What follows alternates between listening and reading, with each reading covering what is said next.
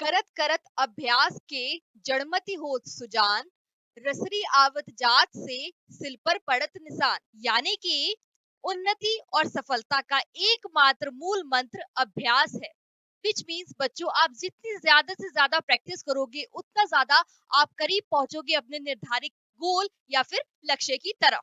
ठीक है। हेलो नमस्कार, मैं आप सभी का स्वागत करती हूँ एट लर्न करो क्लासेस। मैं हूँ डॉक्टर श्रेया, आपकी हिंदी मेंटर। और मैं आपकी हिंदी से रिलेटेड सभी डाउट्स, कंफ्यूजन और जो भी आपकी क्वेरीज है उनको यहाँ पर सॉल्व करूंगी। So I have more than 4 years teaching experience and I am also a public speaking expert. ठीक है बच्चों, तो जैसे कि आप सभी को पता है कि एनटीए ने अपने ऑफिशियल नोटिफिकेशन में आपको बता दिया है कि आपका एग्जाम CUET 2022 कंडक्ट हो रहा होगा CBT मोड में। That is computer based test होगा आप सभी का।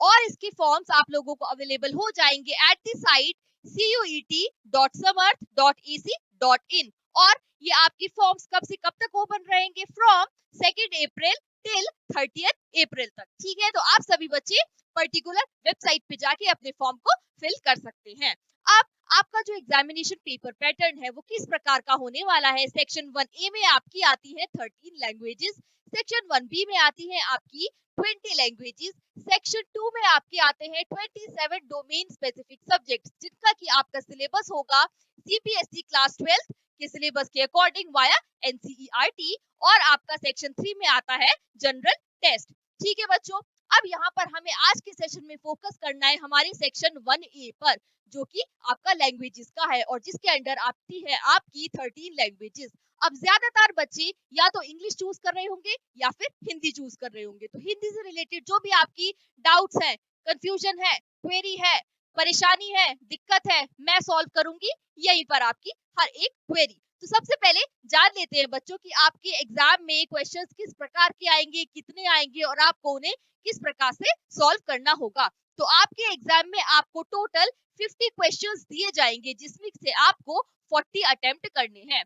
ये बात आपको बिल्कुल क्रिस्टल क्लियर होनी चाहिए कि आप लोगों को 50 में से 40 क्वेश्चंस अटेम्प्ट करने ही करने हैं। ठीक है। अब इन 50 में से 40 क्वेश्चंस को अटेम्प्ट करने के लिए आपको कितना समय निर्धारित करा गया है? इसके लिए आपको 45 मिनट्स है, यानी कि 45 मिनट में आपको यहाँ पर 40 क्वेश्चंस की जो है आंसर्स यहाँ पर मार्क करने होंगे। अब किस किस प्रकार के क्वेश्चन आ रहे होंगे आपके क्वेश्चन पेपर में? So language to be tested through reading comprehension. अब क्या होता है रीडिंग कॉम्प्रिहेंशन? रीडिंग कॉम्प्रिहेंशन का मतलब होता है पाठ बोधन, जिसके अंडर इंग्लिश में आपके अनसीन पैसेजेस आते हैं, विच मीन्स अपठित गद्यांश या पद्यांश आएंगे यहाँ पर आपके हिंदी में। अब ये जो पैसेजेस है यानी कि अपठित गद्यांश या पद्यांश है, ये किस किस प्रकार के हो सकते हैं? या तो ये हो सकते हैं लिटरेरी यानी कि साहित्यिक, या फिर ये हो सकते हैं फैक्चुअल विच मीन्स वास्तविक, या फिर ये हो सकते हैं नरेटिव जिसमें कि किसी पर्टिकुलर चीज का वर्णन किया गया होता है। ठीक है बच्चों, तो इस तरह के आपको रीडिंग कॉम्प्रिहेंशन में अपने पैसेजेस मिलेंगे। अब साथ ही साथ यहाँ पे जो एग्जामिनर है वो आप में क्या जज करने की कोशिश करेगा? इसके थ्रू आपको जज करा जाएगा on the basis of literary aptitude, which means कि आप में कितनी साहित्यिक योग्यता है और साथ ही साथ आपकी वोकैबुलरी भी। अब वोकैबुलरी के लिए आप बच्चे बहुत ज्यादा परेशान हो जाते हैं कि वोकैबुलरी में क्या आ जाएगा। बच्चों, इसमें आते हैं आपके शब्दार्थ, संख्या, सर्वनाम, विशेषण, पर्यायवाची शब्द, आपके विलोम और इस तरह के सभी शब्द, जो कि आप बहुत ही छोटी क्लासेस 6, 7, 8, 9, 10 और अब 11th 12th में भी आपने इससे रिलेटेड पढ़ा हुआ है। तो वोकैबुलरी कोई बाहर से नहीं आती है, ये तो बेसिक होती है जो आपको अपनी स्मॉलर क्लासेस से पता होती है। ठीक है, तो इतना आपको पता चल गया कि किस तरह से क्वेश्चंस आएंगे आपके एग्जाम्स में। ठीक है जी, अब हम देखते हैं यहाँ पर पाठ बोधन संबंधित सामान्य बातें, यानी कि रीडिंग कॉम्प्रिहेंशन में जो अनसीन पैसेज आएगा उनसे रिलेटेड कौन कौन सी बातें हैं जो आपको डेफिनेटली पता होनी चाहिए। तो क्या क्या बातें हैं? दिए गए पाठ जो भी आपका पैसेज प्रोवाइडेड होगा उसके थ्रू आपको क्या जज करा जाता है कि आप उसकी भाषा शैली को कितने अच्छे से समझ पा रहे हो, कितना डीप आप उसका अर्थ वहां पर समझ पा रहे हो, इसी के बेसिस पे वहां पर आपको जज किया जाता है। जैसा कि मैंने आपको बताया था कि यहाँ पर जो भी पैसेज प्रोवाइडेड होगा आपको अपठित गद्यांश या फिर पद्यांश, वो 3 प्रकार का हो सकता है। साहित्यिक हो सकता है यानी कि लिटरेरी, वैज्ञानिक हो सकता है विच मीन्स फैक्चुअल, या फिर वो विवरणात्मक हो सकता है विच मीन्स क्या हो सकता है? वो आपका नरेटिव भी हो सकता है। ठीक है बच्चों, इसके साथ साथ वो अपठित गद्यांश क्यों बोला जाता है, क्योंकि ये रीडिंग कॉम्प्रिहेंशन में जो अनसीन पैसेज आता है इसको आपने पहले कभी नहीं पढ़ा होता, इसलिए इसको अपठित बोला जाता है। अब अपठित पाठ प्राय गद्यांश होते हैं या किसी किसी में पद्यांश भी हो सकते हैं। कभी कभी हो सकता है कि कुछ पोयम से रिलेटेड यहाँ पर लाइन दी गई हो। पाठ से ही संबंधित कुछ वस्तुनिष्ठ प्रश्न आपको दिए गए होते हैं, विच मीन्स जो भी आपको अनसीन पैसेज अपठित गद्यांश या पद्यांश प्रोवाइडेड है ना, उसी पर बेस्ड आपको कुछ क्वेश्चंस, कुछ प्रश्न प्रोवाइडेड होते हैं। हर एक प्रश्न के साथ आपको 4 विकल्प दिए गए होते हैं, क्योंकि आपको पता है एमसीक्यू पैटर्न पे होगा आपका एग्जाम, तो फिर हर एक प्रश्न के यहाँ पर आपको 4 जो है ऑप्शंस प्रोवाइडेड होंगे, उसमें से आपका जो भी मोस्ट अप्रोप्रिएट आंसर होगा वो आपको यहाँ पर मार्क करना होता है। ठीक है, इतना हुआ आप सभी बच्चों को क्लियर। अब यहाँ पर पाठ बोधन पर आधारित प्रश्नों को हल करने की ना एक ट्रिक होती है, रीडिंग कॉम्प्रिहेंशन को सॉल्व करने की टिप्स एंड ट्रिक्स होती है ना, सेम उसी तरह से यहाँ पर आपको मैं बताऊंगी कि पाठ बोधन पर आधारित प्रश्नों को हल तो सभी कर लेते हैं, लेकिन कुछ टिप्स एंड ट्रिक्स होती हैं जिससे कि आप बहुत ही कम समय में अपने आंसर्स को यहाँ पर मार्क कर सकते हो। तो सबसे पहले आपको क्या करना है, प्रथम चरण यानी कि फर्स्ट टाइम आपको क्या करना है, जो भी आपका पैसेज है, गद्यांश है या पद्यांश है, उसको बहुत जल्दी जल्दी पढ़ो। फर्स्ट टाइम में उसको बहुत जल्दी जल्दी रीड करो। ये नहीं है कि फर्स्ट टाइम में आप बहुत ज्यादा टाइम लगाओ, तो शीघ्रता से, लेकिन अब ये नहीं है कि ऐसे रीड मार लिया एकदम दिमाग बंद कर रखा है, शीघ्रता से लेकिन बहुत ही ध्यान पूर्वक आपको उसको पढ़ना होता है। और उसमें जो भी उसका सेंट्रल थीम है, यानी कि जो भी उसमें केंद्रीय भाव है, उसको आपको वहां पर डेफिनेटली आइडेंटिफाई कर लेना होता है कि हमारे इस अपठित गद्यांश में या पद्यांश में इसका केंद्रीय भाव क्या है। उसका आपको जब आइडिया लग जाएगा, उसके बाद क्या करना है आपको, जो उस पाठ के नीचे उससे रिलेटेड प्रश्न गिवन है ना, आप फटाफट से क्या करो, उन सभी प्रश्न को एक बार पढ़ लो। अब जब आपने उन प्रश्न को भी पढ़ लिया है, तब दूसरे चरण में आप दोबारा से जाओ अपने उस पाठ पर, और अब आप पाठ को क्या है और ज्यादा ध्यान से पढ़ोगे जितना आपने पहले पढ़ा था। तो दूसरे चरण में पाठ को धीरे धीरे, पहले शीघ्रता से पढ़ा था ना, यहाँ पर शीघ्रता से पढ़ा था आपने फर्स्ट टाइम में, लेकिन अब आप धीरे धीरे पढ़ोगे और बहुत ही ज्यादा मन लगा के पढ़ोगे। क्यों लगाना है आपको इस बार ज्यादा मन, क्योंकि आपको पहले से ही पता है कि नीचे दिए हुए प्रश्न में आपको क्या पूछा गया है। तो आपके दिमाग में जो है प्रश्न तो पहले ही चले गए, क्वेश्चंस तो पहले ही चले गए। अब जब आप वो अनसीन पैसेज पढ़ रहे हो, तो आपका दिमाग ऑटोमेटिकली उनके आंसर्स को यहाँ पर सर्च करना स्टार्ट कर देगा। ठीक है, अब जब आपको लग रहा है कि नीचे एक क्वेश्चन था जिसका आंसर ये तो हो सकता है, तो उसको वहां पर आप क्या करो, रेखांकित कर लो, अंडरलाइन कर लो वहीं के वहीं, ये आंसर हो सकता है नीचे दिए गए प्रश्नों का।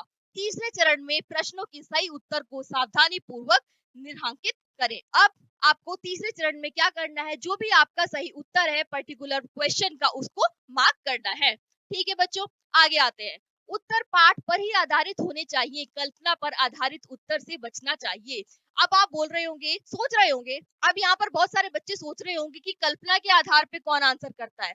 तो फिर आपको ध्यान रखना है बच्चों यहाँ पर ये बात कि आपका कोई और आपके थिंकिंग पर्सपेक्टिव हो सकता है, लेकिन यहाँ पर आपको आंसर जो करने हैं वो सिर्फ और सिर्फ इस अपठित गद्यांश का जो सेंट्रल थीम है, केंद्रीय केंद्रीय भाव है, उसके आधार पर करना होता है।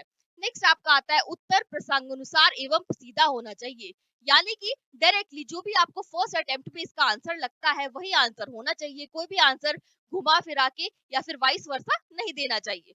ठीक है बच्चों, आगे आते हैं। अब हम जान लेते हैं पर्यायवाची शब्द क्या होते हैं। पर्यायवाची शब्द क्या होते हैं, ऐसे शब्द होते हैं जिनका मतलब सेम ही होता है। ठीक है, जिनको आप इंग्लिश में क्या बोलते हो, सिनोनिम्स। जैसे कि जंगल, जंगल को आप और क्या बोलते हो, जंगल को आप वन बोलते हो, कानन बोलते हो, पीहड़ बोलते हो, विटप बोलते हो, विपिन बोलते हो। घर को आप क्या क्या बोलते हो, घर को आप बोलते हो गृह, सदन, आवास, आलय, के, निवास, निलय, मंदिर। तो ये सब बातें बच्चों आपको पता होनी चाहिए, ये कहाँ पर अकाउंट होती है, ये सब आपके वोकैबुलरी के अंडर आती है। ठीक है जी, इसके अलावा आते हैं आपके विलोम शब्द। विलोम शब्द क्या होते हैं, ऑपोजिट यानी कि एंटोनिम्स। ठीक है, तो शत्रु का ऑपोजिट क्या होता है, मित्र। मौखिक का उल्टा क्या होता है, लिखित। हर्ष का विलोम क्या होता है, शोक। आदान का मतलब होता है लेना, और प्रदान का मतलब होता है देना। तो ये हो गए आपके विलोम शब्द। नेक्स्ट आपका आता है शब्दार्थ, which means word meanings. Word meanings भी आपको डेफिनेटली पता होने चाहिए, क्योंकि जो भी आपको अपठित गद्यांश या पद्यांश है ना, कुछ तो उस पर डायरेक्टली रिलेटेड प्रश्न होंगे, कुछ उससे रिलेटेड आपको पर्यायवाची, विलोम या फिर शब्दार्थ के रूप में भी क्वेश्चन पूछे जा सकते हैं।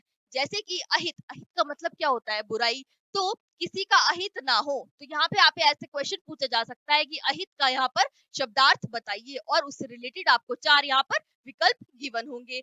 एक और हम ले लेते हैं अंबर। अंबर का मतलब होता है आकाश, ठीक है। तो अंबर में तारे दिखाई दे रहे थे, तो आपसे क्वेश्चन पूछा जा सकता है कि अंबर का शब्दार्थ बताइए और इससे रिलेटेड भी आपको 4 विकल्प दिए हो सकते हैं आपके क्वेश्चन पेपर में। तो यही सब बेसिकली अकाउंट करता है आपके वोकैबुलरी में। सो वोकैबुलरी को लेकर आप सभी को बिल्कुल भी चिंता नहीं करनी है। मैं श्रेया इसी प्लेटफॉर्म के माध्यम से आपके हिंदी से रिलेटेड सभी डाउट, डिफिकल्टी, क्वेरी, चिंता को यहीं पर सॉर्ट आउट करवाऊंगी।